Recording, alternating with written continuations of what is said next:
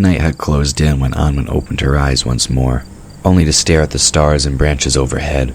It took a moment for her to realize someone was holding her hand. Feeling the pressure of unknown fingers, she turned to see who they belonged to. Tyler lay next to her, unmoving, his fingers still laced with hers. His light hair needed a trim and a good wash, she noted. There were funny flecks of green and brown in it, like leaves, though she doubted that's what they were. Either way, she thought he looked quite handsome. Despite that, she couldn't help but wonder what he was doing there. According to her mother, she was supposed to train alone. She didn't remember him joining her after the bout of searing pain caused by her dreams, but she didn't remember much of what had happened after that either. Moving carefully, she withdrew her hand from his. Tyler didn't even stir. She rolled to one side, groaning slightly as she did. Every part of her ached, but it felt good to move. With a little more effort, she sat up and looked around. Starlight filtered down through the trees. The moon was nowhere to be seen. Despite this, ANWEN was surprised to find she could see as clearly as though it were day. A light mist seemed to waft around the trees, but nothing else was out of place. The sound of giggling drew her attention towards a strand of 3 close-growing trees. A small head with deep flame-colored hair peered from behind the furthest tree. The child waved almost shyly as she moved a little further into the open. Follow me? The girl asked as she seemed to reach for ANWEN with one hand. ANWEN felt inexplicably drawn towards her, like a needle to a magnet. She moved to stand. Without so much as thinking, she followed the little girl away from the glen. Before long, she was heading further towards the center of the island. Wait! ANWEN called out as the child momentarily disappeared from view. The young girl reappeared from behind a small tumble of rocks. Shh, she whispered with one finger to her lips. Daddy's sleeping. Not sure who the child was talking about, ANWEN only nodded. There was something ethereal about the girl in the white dress. She almost seemed to glow like a star, and ANWEN felt more than willing to believe almost anything she told her. Who are you? She asked, using a quieter voice. The girl giggled with a secretive smile. She then turned and continued up the incline, leading to the center of the island. Scrambling to keep up, ANWEN almost lost her footing when some rocks broke free from the soil. She managed to break her fall by pressing flat against the ground. Almost there. The child said as she looked down to check her progress. Not much further. ANWEN scrambled back up the slope. Where are we going? She asked. The child didn't say anything, so she continued on. After several minutes of climbing in silence, she had her answer. Recognition kicked in as ANWEN came to a halt. They were standing just outside the circle, marking the beginning of the sacred grove. Goosebumps prickled up and down her spine as she remembered the last time she'd been to this place. The child paused to look back, skirting the embedded stone. We won't go in there, She assured as she moved parallel to the curved line. Uncle would not like it. Somewhat appeased, ANWEN again followed. She didn't want a repeat of the last time she'd entered that sacred circle. The recovery time had been long. She noticed a swirl of energy reach out to the girl from inside the boundary. Soul energy. She remembered seeing a similar swirling of light when Tyler had first brought her to the grove. The only difference was that the girls seemed a mix of purple and white. This way. The child encouraged. She now headed towards a mass of thick undergrowth a few yards away from the boundary line. She parted thorny branches as if they were silk curtains. In here. ANWEN hesitated. The idea of going into such an enclosed space left her feeling anxious, especially since she didn't know what was in there. But when the child motioned from inside the foliage, she couldn't say no. There was something familiar about her, like a scent of home. Stepping carefully, she moved towards the thick growth. As she pushed the first tangle aside, she scratched her hand on a thorn. With an outward sigh, ANWEN decided there was nothing for it and pushed past the next set of brambles. More thorns sunk their claws into her clothes and skin, drawing more blood. She ignored the scratches. Instead, she followed after the lyrical sound of giggling coming from further in. Pushing past the last few branches, she broke into a small meadow, no larger than a country cottage. She took a step forward, and then back. Noting the ground was boggy, the girl stood in the middle of the vegetation, which reached well past her waist. Come. She smiled as she beckoned ANWEN over. Here. She pointed to an unusual plant growing among the moist patches. The top of the plant reached almost to her shoulders. Brilliant green and yellow leaves branched from hollow squared stems. violet flowers burst from the top of the plant. What almost looked like white feathers pushed through the petals. The flowers reminded ANWEN of snowdrops. A most unusual but pleasant smell came from their silky flesh.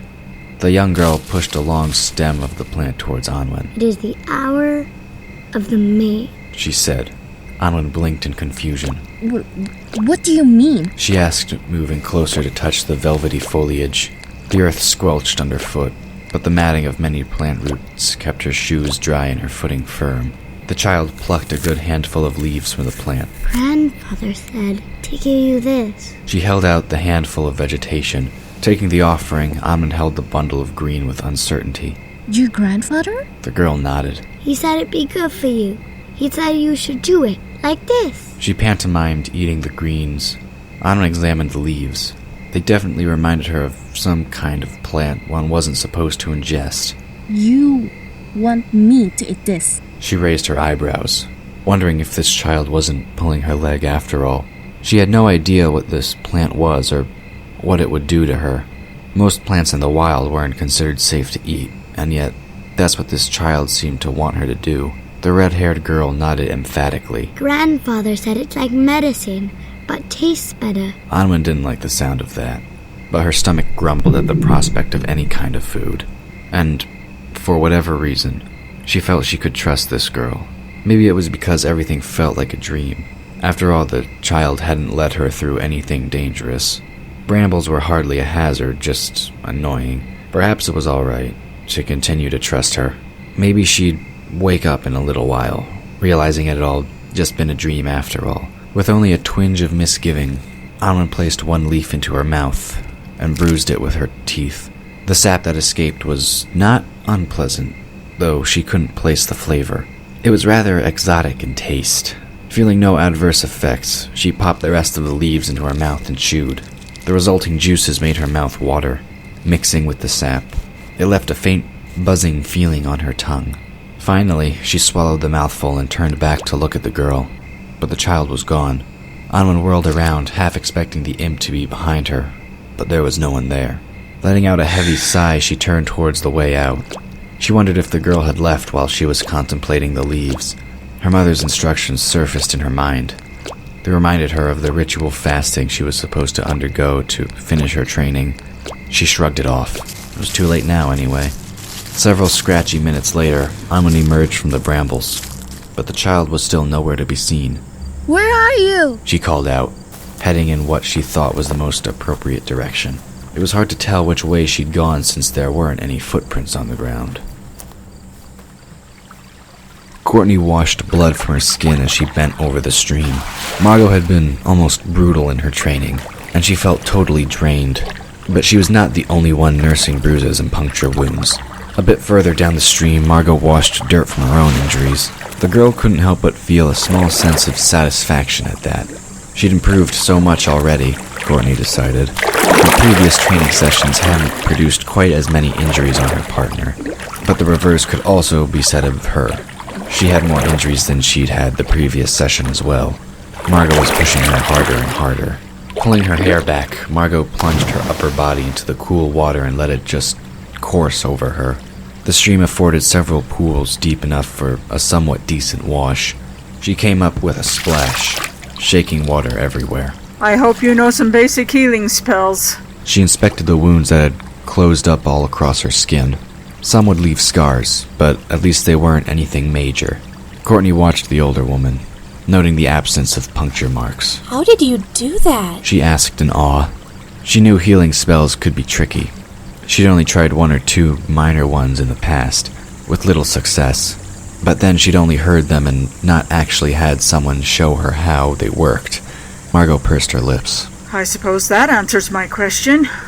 Let's see if you have enough energy left in you to learn how. She strode over to Courtney. Water trailed from her skin as the knee-deep water tried to throw her back under. The liquid sluiced off her clothes as she walked. Courtney watched her progress from her spot on the stream's bank. Despite being a decent swimmer, she'd chosen to remain closer to the shore. Maybe she just wanted to have her space. Or maybe it was because she still felt a bit intimidated by the older woman. Clothes still dripping, Margot settled down next to her companion. When invoking a healing, the trick is to remind the flesh of how it was before it was injured. Most wounds will respond with the right kind of encouragement. Sadly, not all wounds can be healed. While we have the power of dragon kind, ours is limited, diluted from the natural source. But if we do what we can, most of the time, it's enough. Nodding that she understood, Courtney focused on one area of her body. To be safe, she kept it small. She didn't want to meet with failure. The trick, she supposed, was to see what is and remind the flesh of what was. Just like anything done with the true powers of the mage, things could not be coerced, unless one wanted to be like those in the circle. That's it. Margot encouraged. Listen to the elemental song. Then nudge the discordant tones back into their proper frame. She closed her eyes as if listening intently to some music only she could hear.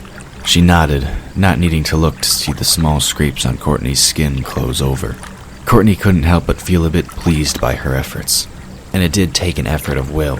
Darkness had its own way of doing things. Anything against the natural order tended to pull towards that darkness. It was a struggle to send it back to its rightful path. Margot gave her shoulder a quick squeeze before standing up. When you're finished tending to your wounds, it will be time to return to camp, she informed. We still have time to make dinner. Unless you want to keep practicing, that is. The resulting groan her announcement made only brought a smile to the Kata's lips. Tyler woke with a start. For the briefest of moments, he felt a sense of disorientation, but it quickly passed. Pushing up with one hand, he looked around the small glen. His heart gave a sudden pause when he realized something was amiss. ANWEN! Scrambling to his feet, Tyler looked around wildly. He hoped she'd only gone on a quick personal errand, but after inspecting the area further, he realized she'd been gone for some time. Heart thudding in his chest, he searched the ground for any signs of a struggle, but didn't find any. He did find a set of footprints leading away from the area, though. They were calm and measured in pacing. Whatever had led her away from the glen did not apparently mean her harm, or at least she hadn't thought it would. Deciding it best to follow the tracks, Tyler practically flew forward like a deer in flight. Above, faint moonlight filtered down through the trees. It created an almost silver path that only he could see.